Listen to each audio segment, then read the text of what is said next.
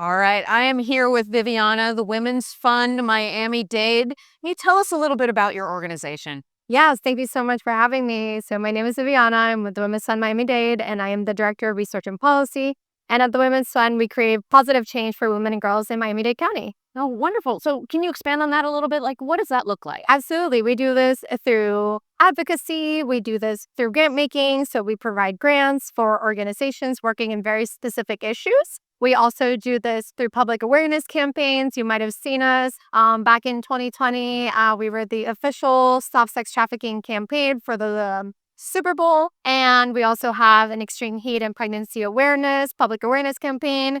And we also do research, which is kind of like my cup of tea. And we do reports. We have a gender equity dashboard where we provide a lot of gendered, racial, and ethnic data so that it has a full picture of what our community looks like. Fantastic. If somebody wanted to see this data, if somebody wanted to do more research, how would they go about doing that? They can go on our website. We have a research and data section where they can read our reports. They can look at the gender equity dashboard. They can also look at our gender equity index and our self-sufficiency standard dashboard. And that has all the information on there. We also have not our contact us. You can obviously go through our contact us, but also if you see our staff page, all of our emails are on there. So if you want to reach out to me personally, they definitely can. And what is that web address? It is Women's Fund Miami.org. Womensfundmiami.org. All right, excellent.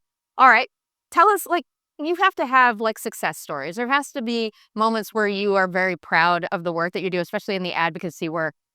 Is there something you'd like to share?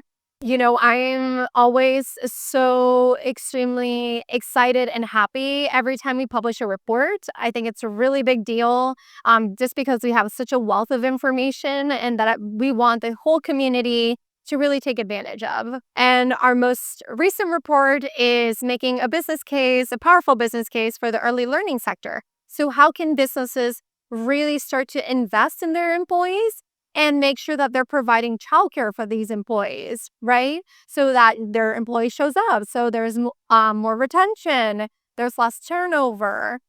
We also have a wonderful report on gun violence, which we did in partnership with the Carrie Nate Foundation for the Supporting Safer Communities grants that they were giving. And this gun violence report highlights gender data for gun violence in our community. It also highlights racial and ethnic data for gun violence in our community. And what we were able to do was also have not only quantitative data, but also qualitative data, right? Like really getting those stories of the people who are affected by gun violence day in and day out in our community and highlighting what we call invisible victims, which are usually the women and girls that are kind of left on the sidelines and they're still really affected by the gun violence. Oh, that's amazing. With the early childhood work, have you found a correlation between people being better employees if they know their children are taken care of? Absolutely. There is a direct correlation when you know that either you have the flexibility to move and go get your kid if they're sick, or that you know that they're being well taken care of, right? You are more likely to stay at that job if it offers those benefits. You're also more likely to be more efficient while you're there. And it's such a good opportunity for businesses to see a return of investment, right?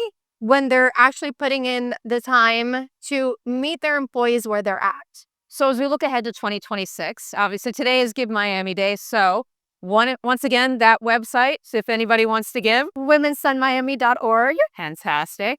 As we look ahead to 2026, what initiatives are you looking forward to?